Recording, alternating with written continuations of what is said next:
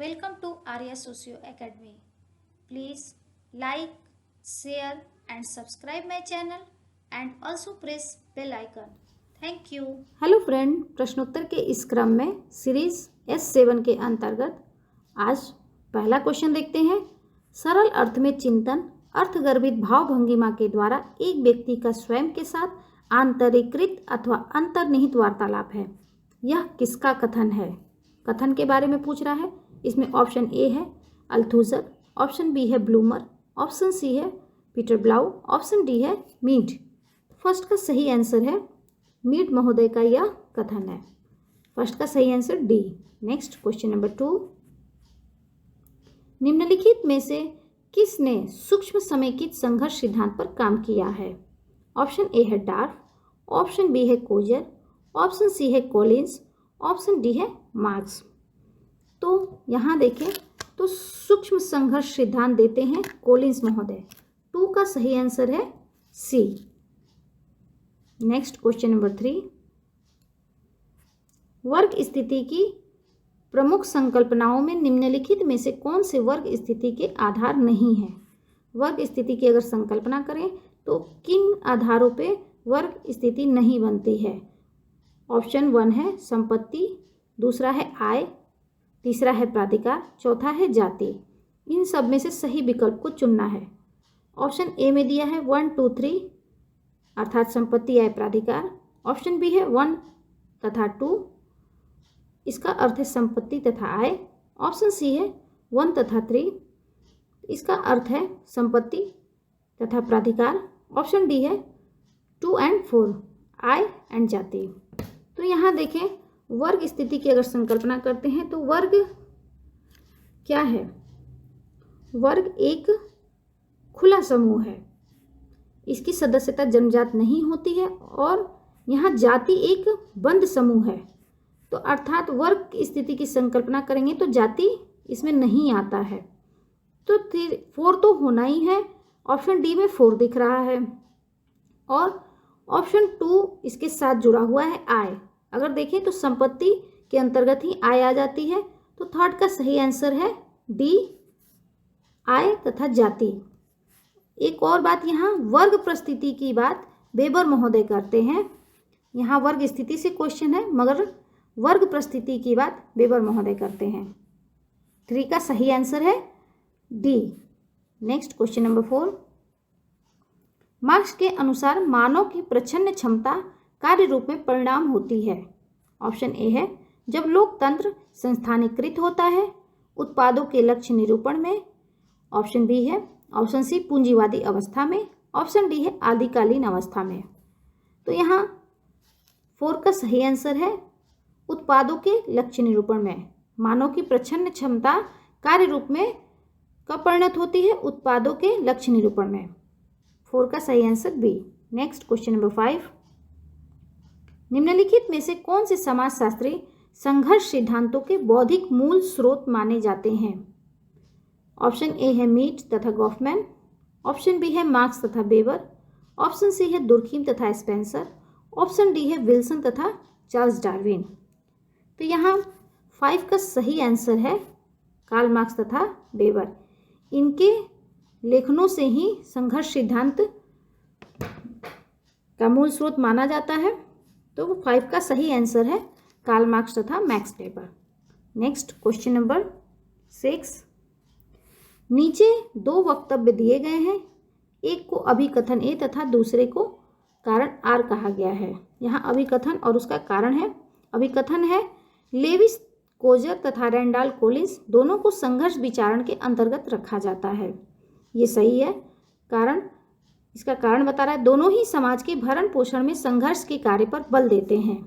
ये इसका सही उत्तर नहीं है, अर्थात ए सही है और आर गलत है। अगर हम सही विकल्प को देखें तो ऑप्शन ए है ए और आर दोनों सही हैं, ये नहीं है।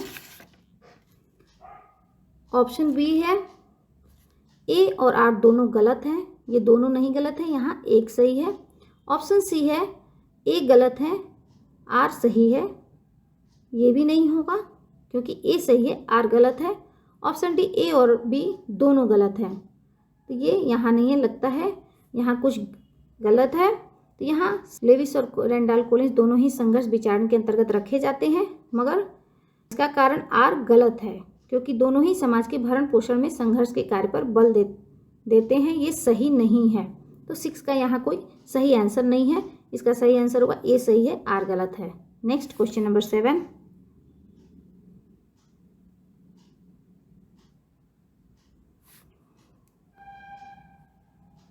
पूर्वोत्तर क्षेत्र में विद्रोह के कारण है। ऑप्शन ए है प्रजातीय संघर्ष तथा विकास वंचन। ऑप्शन बी है भूस्वामित्व परिवर्तन तथा गरीबी। ऑप्शन सी है राजनीति का अपराधीकरण तथा भ्रष्टाचार। ऑप्शन डी है धार्मिक कट्टरतावाद तथा आतंकवाद। तो यहाँ पूर्वोत्तर क्षेत्र में विकास की बहुत कमी है, जिसके कारण विद्रोह होते हैं और वहाँ प्रजातीय संघर्ष भी अधिक है। तो 7 का सही answer A. Next question number 8। Townshend ने बल देकर कहा है कि वस्तुनिष्ठ रूप में गरीबी को केवल सापेक्षिक वंचन के रूप में परिभाषित किया जा सकता है। यह एक अभिकथन है। इसका कारण समाज लोगों की आवश्यकताओं तथा खाद्य सामग्री के उपभोग का निर्धारण करते हैं। तो यहाँ है ऑप्शन ए में है ए सही है और आर गलत है। ऑप्शन बी है ए और आर दोनों गलत है। ऑप्शन सी ए तथा आर दोनों सही है। आर ए का सही स्पष्टीकरण है। ऑप्शन डी है ए और बी दोनों सही है तथा आर ए का सही स्पष्टीकरण नहीं है। तो यहाँ देखें तो ये वस्तुनिष्ठ रूप में गरीबी को केवल सापेक्षिक वंचन के रूप में परिभाषित किया जा सकता है। टाउनशेंड ने यह बोला, ये सही है और आर भी सही है। समाज लोगों की आवश्यकताओं तथा खाद्य सामग्री के उपभोग का निर्धारण करता है, मगर इसका यह सही स्पष्टीकरण नहीं है। तो 8 का सही आंसर है डी, ए और बी दोनों सही है तथा आर ए का सही स्पष्टीकरण नहीं है। Next question number 9। निम्नलिखित में से कौन सा सिद्धांत यह कहता है कि अन्य लोगों के साथ अंतर व्यवहार में लोग स्वहित से अभिप्रेरित होते हैं? ऑप्शन ए है संघर्ष। ऑप्शन बी है विनिमय। ऑप्शन सी है अंतर व्यवहार। ऑप्शन डी है संरचनात्मक। तो यहाँ देखें तो 9 का सही आंसर है अंतर व्यवहार, सी। 9 का सही answer C. Next question number 10। Imperatively coordinated associations का विचार किसकी देन है? ऑप्शन ए है Marx. Option B Weber. Option C है कोजर। ऑप्शन डी है डार्फ। तो यहाँ देखें तो इंपरेटिवली कोऑर्डिनेटेड एसोसिएशंस का विचार डार्फ महोदय का हो। तो 10 का सही answer D. Next question number 11। संगठन संघर्ष के अखाड़े हैं, यह किसका कथन है? ऑप्शन ए है कॉलिंस। ऑप्शन बी है मार्क्स। ऑप्शन सी है डार्फ। ऑप्शन डी है वेबर। ये कथन कॉलिंस महोदय का है। ए का सही आंसर ए। संगठन संघर्ष के अखाड़े हैं, कॉलिंस महोदय ने कहा था। Next question number 12।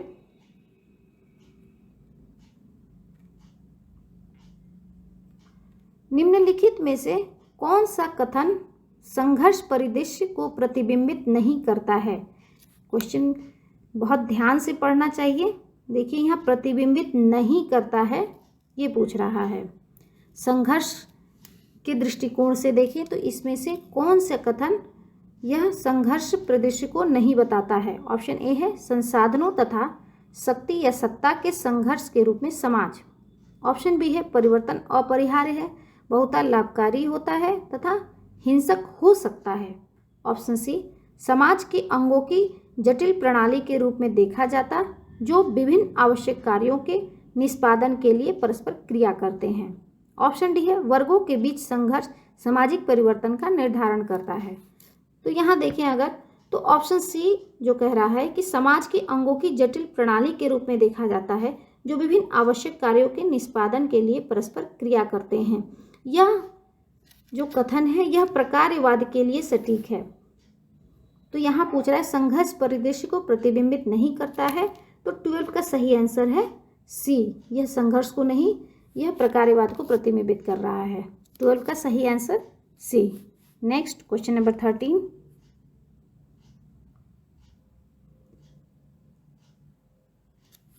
सूची 1 को सूची 2 के साथ मिलान कीजिए तथा सूचियों के अंत में दिए गए कूट की सहायता से सही उत्तर का चयन कीजिए। यहाँ मैचिंग करना है। ऑप्शन ए है डलगस, हार्ग्रीव्ज, बोल्स तथा एच गिटिंग्स। ऑप्शन डी है इवान इलिच। सामने इनके मैचिंग में दिया हुआ है। फर्स्ट नंबर में the home and the school, दूसरा है social relations in a secondary school, तीसरा ऑप्शन है स्कूलिंग इन कैपिटलिस्ट अमेरिका, चौथा ऑप्शन है डी स्कूलिंग सोसाइटी। तो यहाँ देखेंगे डलगस महोदय की इनकी ये बुक है the home and the school, ग्राविज की social relations and in a secondary school, Bowles and गिटिंस की है school in capitalist America, Ivan Illich की बुक है दी स्कूलिंग सोसाइटी। तो यहाँ ऑप्शन ये सारे किस में मिल रहे हैं 1 2 3 4 ABCD का 1 2 3 4। तो यहाँ सही आंसर है ए। 13 का सही आंसर बन रहा है ए। नेक्स्ट क्वेश्चन नंबर 14, इस दृष्टिकोण की वकालत किसने की है कि समाजशास्त्र का अध्ययन क्षेत्र दैनिक जीवन की सहज बुद्धि है। दैनिक जीवन की सहज बुद्धि को अध्ययन क्षेत्र के रूप में कौन सा दृष्टिकोण बताता है। ऑप्शन ए है प्रक्रियात्मकतावाद, ऑप्शन बी है संरचनात्मकतावाद, ऑप्शन सी है परिघटना विज्ञान, ऑप्शन डी है विनिमय सिद्धांत। तो यहाँ 14 का इजी आंसर परिघटना विज्ञान, आंसर सी। 14 का answer C. Next question number 15,